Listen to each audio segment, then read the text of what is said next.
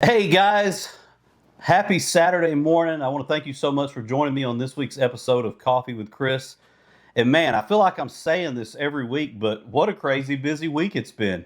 And, and I don't want to complain about that because, sure enough, we complain about those things and then it becomes not busy, which means things aren't flowing, things aren't happening, things aren't going along. If it's a business we're talking about, you're not making any money. So you don't want to complain about being busy because then if it's not, we complain about that too. That's kind of how we are. So, but we got a lot to pack into today. We've got some viewer submissions to put in to show you. I've got some comments from last week's videos I wanted to share, and then I wanted to get us started on the conversation for next week, which in the topic moving into next week, which I think is a fascinating topic because it's something we all deal with, whether it's at work or business, woodworking, yeah, in your life with your family, your friends, or anything. So, but before we do all that, I'm big on this transparency thing, so I like to keep you guys informed and updated on what the channel's doing, if there's anything's coming up or any changes.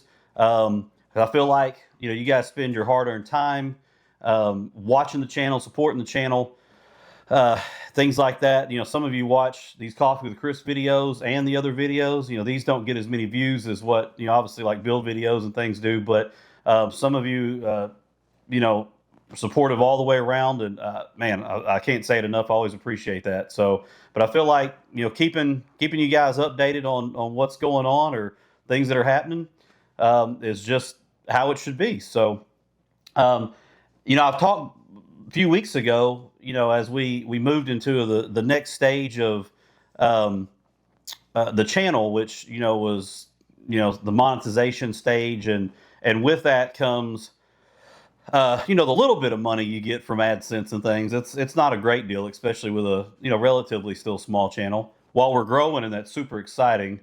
Still small compared to a lot of these big guys we watch, but big channels we watch. But along with all that stuff, as I said, comes all kinds of new little features and things that YouTube opens up that they want to put out there, and so that stuff's it's constant. Like it's constantly new things are opening up, and sign up for this and activate this on your channel and so on and so forth. So we've had a lot of those popping up, and you may have noticed on videos the last few weeks. Some of the stuff doesn't show up on my end like it does on the viewers end, and we try to watch the videos from like my wife's account, just so we can see how they came out. Because I'll tell you, there's a lot of things that and it is a frustrating part of it that you do during the editing process. One thing I constantly am playing around with is like the volume of not only from my microphones from me talking, but from music. Like having music in the background playing.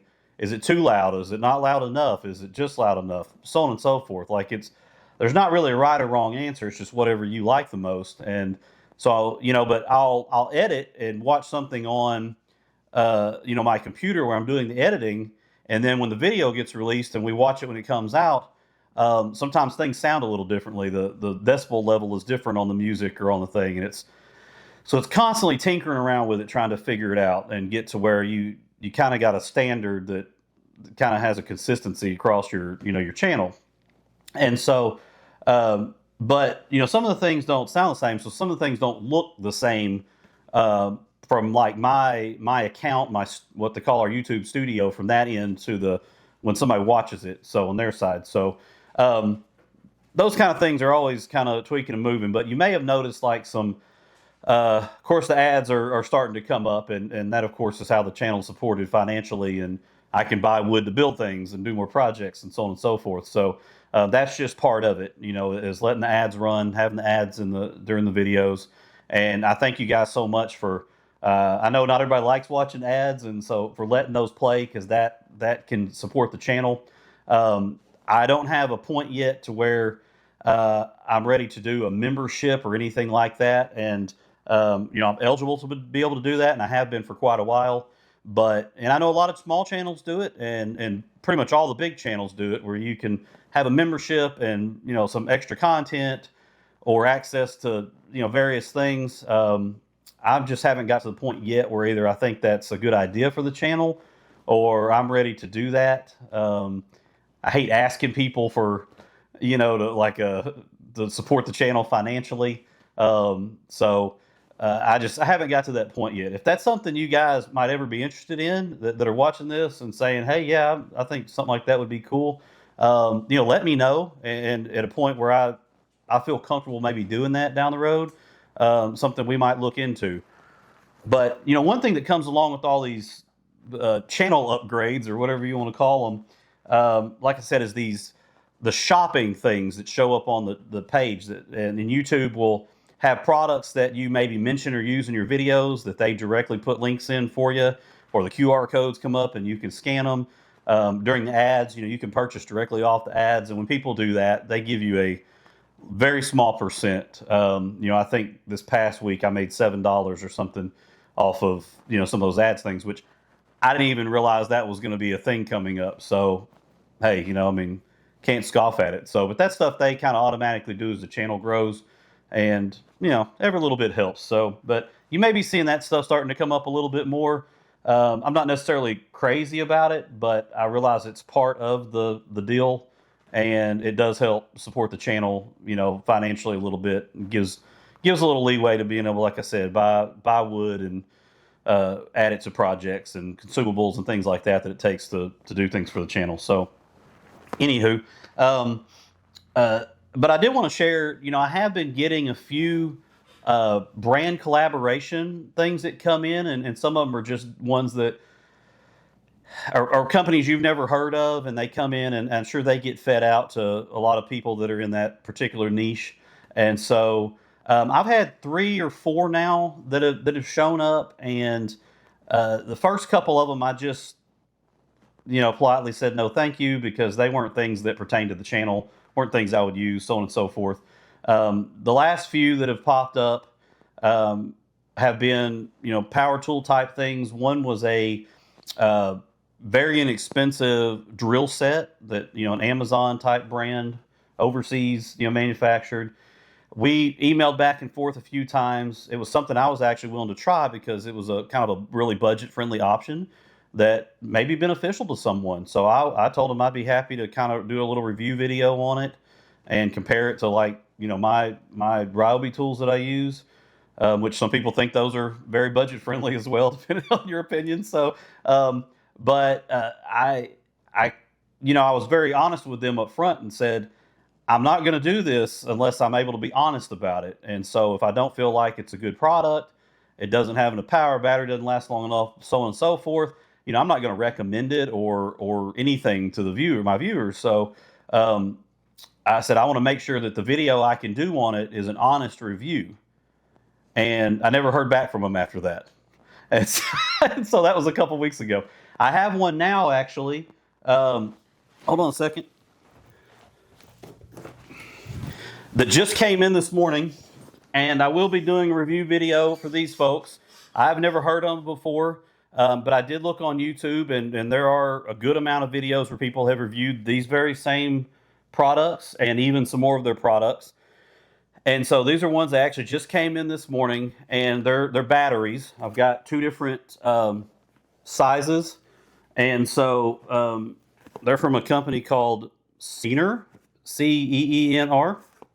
And they sent me 2 different powers of their lithium batteries that will fit my Ryobi tools.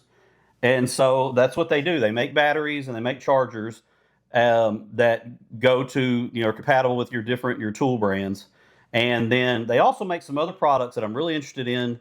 And they wanted to do these first. The other one's a little more expensive product that's more of a universal battery with a amount that can go to any brand.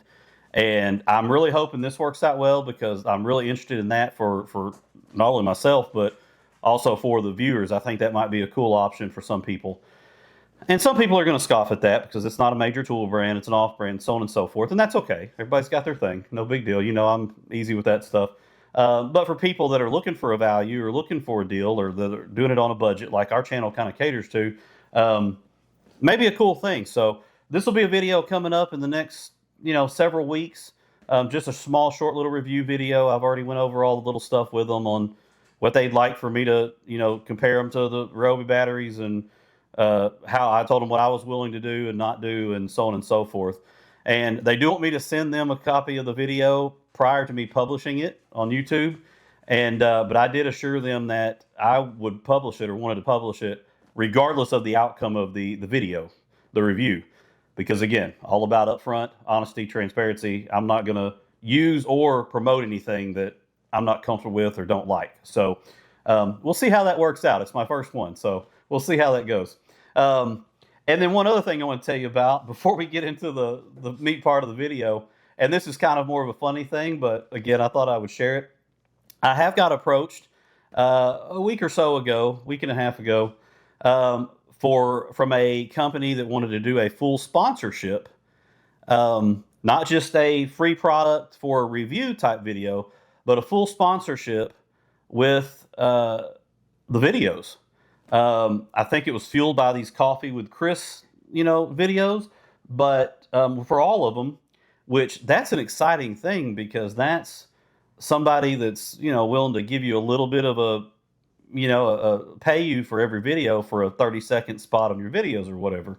And we all know the bigger the channel gets, the more those type of things come in. And, you watch the big channels and they've always got sponsors. But again, I know not everybody likes that, but you can't blame the guy on the channel, because, if somebody's willing to offer you a little bit of money to do a 30-second spot, you can't blame, the creator for that. And so I hope none of you, moving forward, if we get into that kind of thing, you hold that against, the channel or me, because, why would you not, And so, and that's something you worry about as the creator. I don't want people to be turned off from the channel for something that's kind of a natural part of the deal. So, but the funny part about all this was, it's a sponsorship I'm not going to go through with, but it's from a coffee company. They make coffee, so it's a great fit for me and my channel, but they make CBD oil coffee. And, the hard part about it is that the brand is actually geared towards, it's called, I think Workman's Relief or something like, yeah, I think that's it. And they have a mother company that makes it, but I think the coffee is called Workman's Relief. And it's geared towards, like, their whole marketing is blue collar, dirt under your fingernails, your joints hurt, your back aches, your bones ache, you come home or you wake up and you have your coffee and it helps relieve those kind of things. And I'm not familiar with CBD oil or CBD products. That's not my cup of tea. And that's okay if it's your cup of tea or it's somebody's cup of tea that's watching this. This is not meant to be any knock on any of that stuff. Just not my thing. And so, again, it's a product that I wouldn't drink as my coffee. And so I just didn't feel like it didn't match me as the creator of this channel, and it didn't match the channel. So I politely declined. And that was tough to do, because again, it's somebody's, it's your first opportunity to have somebody sponsor, but it didn't fit me, and it wasn't something I personally would use as a product. So I didn't want it to be a sponsor for the channel. So, and I have faith that more of those opportunities will come around in the future and something will be a good fit. But I thought I would share that with you guys, because we kind of got a good chuckle out of it. That, the first opportunity was something along that line. So, but let me get to the comments from last week's video. If you can remember, we talked about smalls versus larges in terms of, like, you selling products at farmers markets or craft shows, and what was the best way to really go for your business, your shop setup, the tools you have, the amount of funds you had to spend on materials up front, so on and so forth. So, and if you didn't catch last week's, you can go back and check that out, and you'll kind of get what we're talking about. But I did have a couple comments come in that pertain to last week, and so I wanted to share those. I haven't done that in a few weeks. I kind of got out of that habit, so I want to get back into that. But from our friends at Hat Creek Craftworks, says, great information in the video, Chris. I watched a video years ago when I began woodworking that said big projects are more forgiving of mistakes. If you were a fourth off on a table, it's a lot different than when you were a fourth inch off on a 3-inch box. Also, imperfections stand out more in smalls, I do find. All of the mistakes pay more, all of this makes me pay more attention and think through all the steps more. I mainly do smalls because it keeps the variety going. I've done bigger projects before, but I find I drag them out because it takes too long and I get bored with it. Um, I can 100% relate to the smalls kind of keep you. I hate to use words entertained, but they do kind of keep you entertained as the maker. And this is definitely an opinion of different people. But I kind of feel where you're coming from that standpoint. I too, if I have a big, long, drawn out project, I do find myself kind of getting. Hello. Sorry, our big dog's in here near me. He hasn't been on camera yet. You've seen Flash, our smaller dog. Our big dog that's more the size of like a small pony hasn't been on the camera yet. He's kind of like a grumpy old man. So, but nonetheless, sorry. But I do feel what you mean. Like when I do a big long project, I've got one I'm working on now. I shared last week. You do kind of when you get towards especially towards the end of it, you're like, I'm ready to get this thing finished. And so, especially if it's something that you don't do a lot of, where it's not a production product. Like if you build tables, that's all you do. You have 2 or 3 tables. You build those same tables all the time. You kind of get in that zone. And so, but not with something that's more of a one-off type thing. So I do totally understand it. And with my ADHD, I get like that with everything. If I'm laying floors or painting a room, by the time I get to the end of the project, I'm like, let's just get this thing done. So I do totally get what you're talking about there. Our friend M. Blackford 100 says, "Hey Chris, I have not personally sold projects at craft markets, so my opinion is coming from someone on the front side of the booth." He says, "My wife drags me to every vendor event she finds." LOL.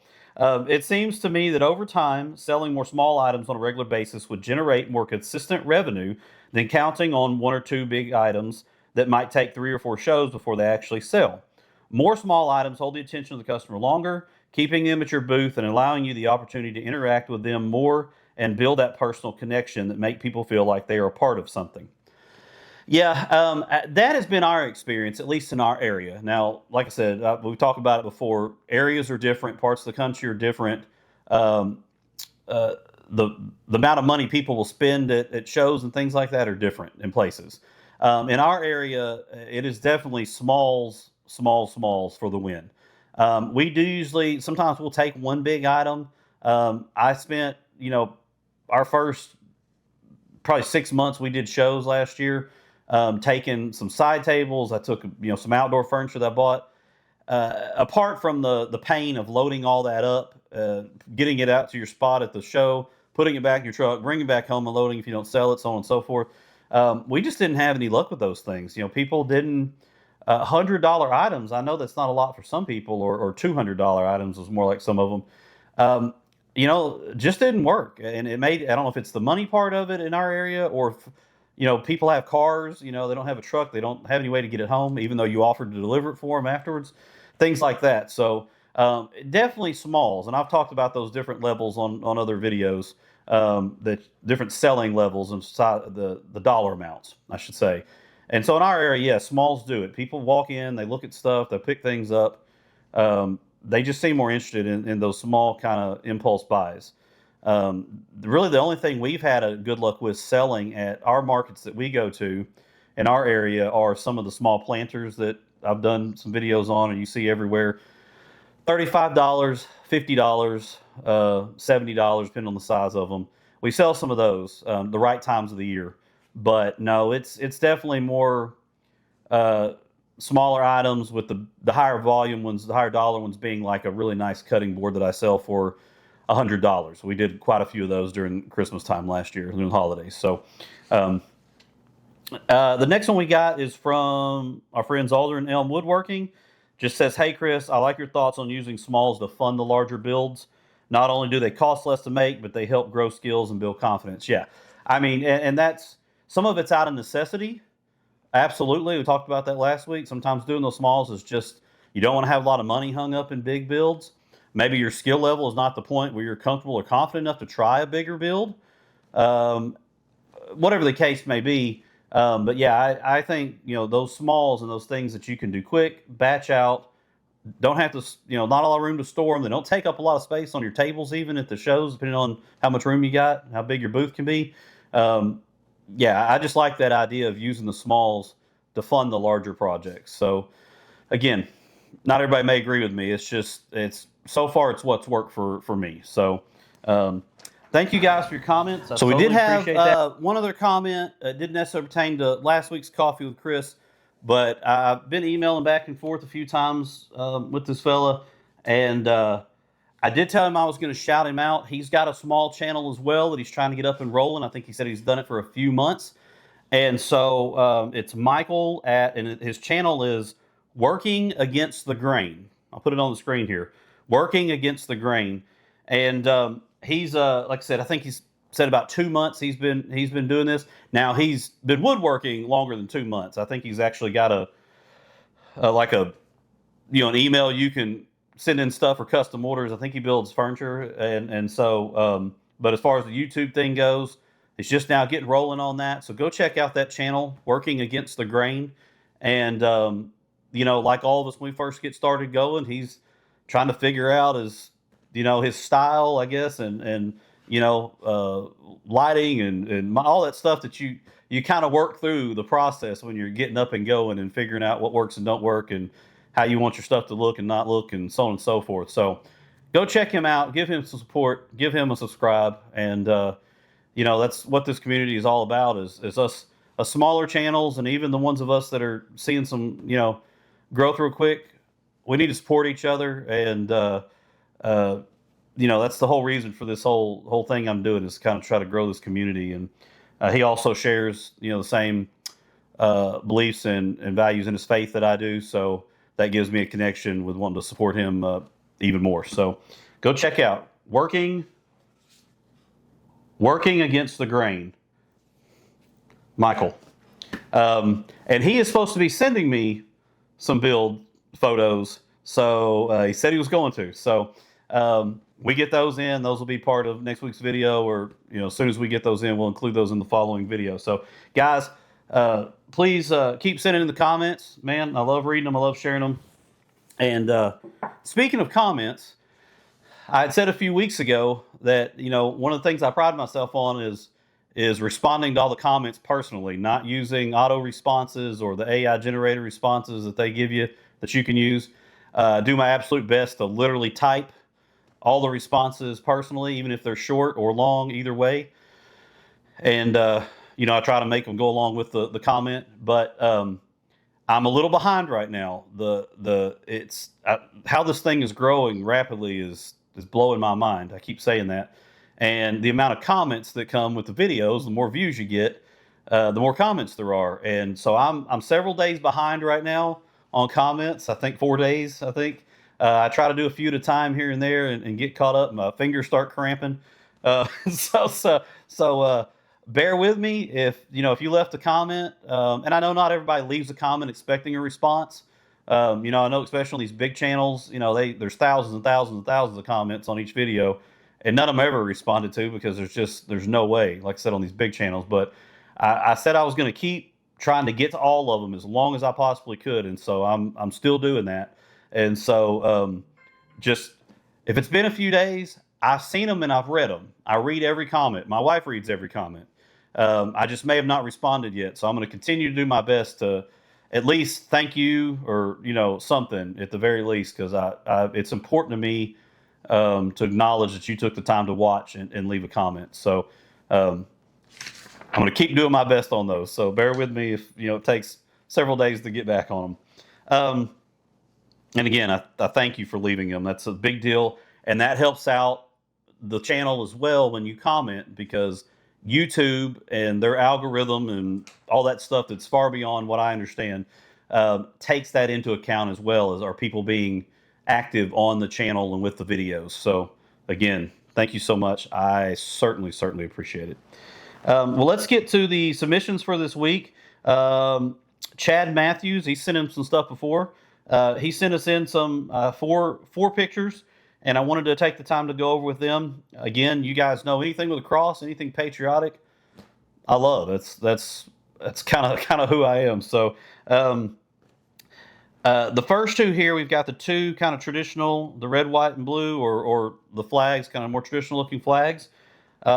He said these two flags, one of them is made out of bloodwood and maple. I've never heard of bloodwood or worked with it. So that's interesting. Bloodwood and maple. The other is Paducah maple. He said the blue part of the flag, the blue square, is just on pine, and it looked painted. I'm assuming that's blue paint just based on the pictures. And then the borders are pallet wood, which I love working with pallet wood. I've actually got some out right now that I haven't broke down yet that I'm going to use for something. But man, I love those. And then he's got the engraved writings on there, and so man, those look really cool. Like I said, anything with the flag, anything that's got to do with your faith, um, family, veterans, like one of the flags mentions on here. Man, that's all stuff that's a big deal to me, and I hope I show that on this channel. The other one here, the other two are red oak wood. So the red oak, and the all the stuff on them is hand carved with his router and then torched. And if you watch some of the videos, you know I like my torch, my little blow torch. So hand carved with a router and torched. And the one has a pallet wood border as well. And again, man, this is so cool. And Chad, if you're watching, I've got a question for you. After looking at these, because I've watched other videos of people doing the router carving by hand. Obviously, there's other ways to do it as well, but that's the way that I've seen a lot of people do it also. And there's a company out there. I think I've mentioned them on this channel before. Make makeasign.com, I think, is the name of the company, and their website, makeasign.com. And they sell bits and the attachments for your router and things like that to do this very thing. But if you're watching this, would you shoot me either in the comments of this video or follow-up email? I'm interested for myself. What bits do you use? Is there a particular bit and the type of bit? I know they've got the bits, different sizes, different tips on them for finer line work, all so on and so forth. I've looked into all that, but what bits do you particularly use? I'm curious about that for myself, for something playing with down the road here. And then on your router, what router do you use? Plunge base or set base, those type of things. So, man, if you would either leave that in the comments of the video, other people may be interested, or if you want to, you can send me an email. But man, I'd like to know that for my personal use too, because it's something I want to kind of get into. I've got a whole list of things to do that I want to continue to add on to skills and ways I can do projects and things. But that's one of them. So, man, if you will kindly respond to that question for me, because I'd love to know. I'd certainly appreciate it, Chad. Thank you so much again for sending these in. Again, patriotic stuff, Americana, faith-based projects, stuff I love. If you're doing stuff that's not that, send it in too. I still wanna look at it and share it. But those are things that really hit me down deep, because that's stuff I really enjoy. So thank you so much for sending those in, Chad, man, and keep coming with them. And everybody else, send in the submissions, email down below me here. And I love sharing this stuff. And like I said, not so much for me even though I get great inspiration from them, but you never know when somebody's going to see something and go, I'd love to try that. And maybe it's their first venture at trying something. And maybe it sparks interest in another part of woodworking they haven't done before. So, man, let's keep sharing and let's keep growing. So next week's topic is going to be something that I think can get really interesting, and it's been interesting so far. So I wanted to talk about dealing with criticism, and of course that spans a broad spectrum, as I've already said. Obviously, maybe more directly with criticism in your woodworking, the things you build, the way you build them. Obviously, with me, something that's part of the package now is the channel, and everybody's got an opinion on that. And but that criticism obviously is stuff we deal with family and friends, and anything you do for a profession or career, your job, sometimes yourself. So It's a big, broad topic, and so I wanted to kind of present it up front today, and then spend next week's video really hammering down about it. But I'd like to get comments this week on how you've dealt with that, especially if it's pertaining to your woodworking um, in the past or present, and how you kind of look at criticism, how you deal with other people with the criticism, and how does it affect you and what you do? Has it changed the way you've done things because you just don't want to hear it, or either that, or you've gotten some, you're really taking it to heart, or whatever the case may be. Um, I spent, I've said before briefly, prior to the home inspection business we owned, prior to this venture here, I spent 21 years running retail opticals shops, stores. And one of them, for most of that time was for the biggest one on the planet. And, retail is tough work because nobody's ever happy, and you can't ever make anybody happy most of the time. And so people come in, and it's constant criticism, and people get so angry they cuss at you, they spit at you, they throw product at you. It's all I could talk for hours and hours and hours on experiences doing that, especially when you're the manager. Then I want to speak to your manager. If an associate doesn't want to deal with somebody, they go, "Let me get my manager for you." And so you learn to grow a tough skin working in that type of industry, and then moving into the home inspection business. You get blamed for everything as the inspector, even if you aren't to blame, which sometimes inspectors are. That's a whole nother deal there too. But we're human. People make mistakes. They miss things, so on and so forth. But even when you're not, everybody throws the inspector onto the bus, and so people call you. They're upset. They threaten to sue you. Normally 99% of the time you work through that with a conversation and go, "Hey, that's not something that's on our list. We check. That's not part of our standards." That's something that obviously happened after the fact because I've got photos showing otherwise. Normally you can work through those things, but I digress. I don't want to get off on that tangent. But anyways, dealing with criticism, it's part of everything. And so I want to kind of lead up to next week with this quick few little things, and then we'll be done for today. But what sparked all this is I've been very fortunate with this channel so far. The comments, 99.9999% of them are all very supportive. They, very encouraging, or just, "Hey, next time try to do it this way. I've been building these things for a long time. This is how I do it." All that stuff's awesome. It's fantastic. The part of it is, though, especially the larger the channel gets and the more people that view it, whether they view it for the first 2 minutes and decide they don't like you or they don't like it, or they watch the thing the whole way through. And all that stuff is everybody's prerogative, and that's the case for, everybody. But, the bigger you get, the more people come up, the more trolls you get sometimes. The more people aren't so nice sometimes. And so, and that's okay. That's, whatever. Everybody's entitled to their opinion. My thought is, if you don't like something, you don't like the style of the creator, or you don't like the style of videos or whatever, don't watch them. There's plenty, I've said it before, there's plenty of variety on YouTube and woodworking. If we're talking about woodworking videos, woodworking YouTube, there's a lot of creators, there's a lot of variety, and there's something for everybody. And not everybody's style, the type of videos they make, or the type of products they build, or the advice they give, or whatever, not everybody's going to agree with all of it, and that's okay. And my thing is, if I start watching a video of someone and I'm not, crazy about that particular video or whatever, I'm probably not going to watch a bunch more of it. And that goes for woodworking. I watch cooking videos. I watch craft videos. I watch lifestyle videos. I watch YouTube tips and tricks videos. All kinds of stuff. I watch a lot of YouTube. Probably more of that than actual TV. So, if it's just not my cup of tea, I don't watch any more of it. And that's okay. And I've never left a hateful comment on anybody's videos.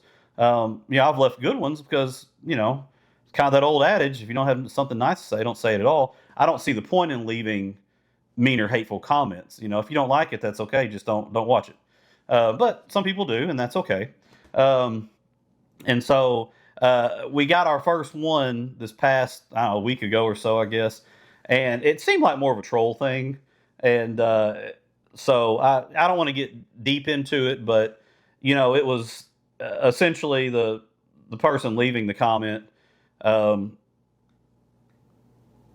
didn't find anything appealing about any of my videos, and they said they've watched probably half of them, and um, uh, they worded it. I'm not going to. They didn't use like cuss words or anything, but basically just uh, didn't find my video making or the content of the videos uh, worthy of watching. I guess we'll just put it that way. And every little thing, said I talk too much and my hands move too much when I talk, and heck, they even said my coffee cup was annoying, and so and so on and so forth. So if you go back and you it was on the video for the ten woodworking truths video, which has been for our size channel has been a very popular video. But you can go back and read the comment if you want to. I didn't take it down or anything like that, which we can. We can block people. We can block comments. We can remove things. We have that ability to do that. I didn't take it down or do that stuff because it is what it is, And so, if you want to go read it, you're more than welcome to read it. It was, I thought, quite lengthy for someone that didn't like the video, and they were very, very critical of me and the videos. So, but that stuff doesn't bother me. Like I said, it's one, it's part of the deal, and two, everybody's got opinions. It's okay, no big deal. But that's what really sparked this idea for me to have this as a topic for our conversation was, how do you deal with criticism? How do people do it? For me, it's I don't sweat it. I don't worry about it. Like I said, somebody's got an opinion about something, that's okay, no big deal. But anyhow, next week's topic, I'm gonna quit rambling for today. And but next week's topic is criticism. I'd love to get some comments on, especially pertaining to woodworking. Have you dealt with that? Have you dealt with people criticizing the things you build, the quality of things you build, how you build them? Have you gotten that face to face, like it shows? That's a really interesting thing. Has anybody said anything to you at a vendor event? And we had somebody last year. We had somebody walk by one of our booths, and I think the wife or something said, "Oh, look at that," and I it was at a little bit of a distance, and I think the husband said something like, "Why do we want to look at that? Like anybody can make that stuff. It's no big deal," or something like that. And they didn't even come in the booth, so it wasn't correct criticism, but it makes you hear it and you go, which again, depends on the type of product you build. Is it something that caters to everybody? Is it less expensive, more expensive, so on and so forth? So, but yeah, leave some comments. I would love to have a lot of stuff to share for next week, talking about criticism, and I'm going to have some points of ways to deal with criticism based on my experience in the retail segment and the other things. And so I think it could be a very interesting conversation and a discussion we can have, and everybody's certainly got an opinion about it. So I'd love for you to keep that, or to share with me what you're thinking on those things, how you deal with it, have you dealt with it, do you take it to heart, or you just chalk it up to, what to say, opinions are like the hole in your rear end. Everybody's got one. So hit me up with some comments, guys. I want to thank you again for hanging out with me. I know today wasn't very focused on one direct thing, but I wanted to catch up on some of these submissions and some of these comments and share with you a few things that are going on. But I hope you have a fantastic week, guys. Thank you again for the support. Thank you again for joining me. Whether you watch the videos a couple minutes in or you stick through all of them, I certainly appreciate it. And it's exciting stuff as the channel continues to grow, and I appreciate your continued support as always. Next week, dealing with criticism. You guys take care. Be blessed. Talk to you then.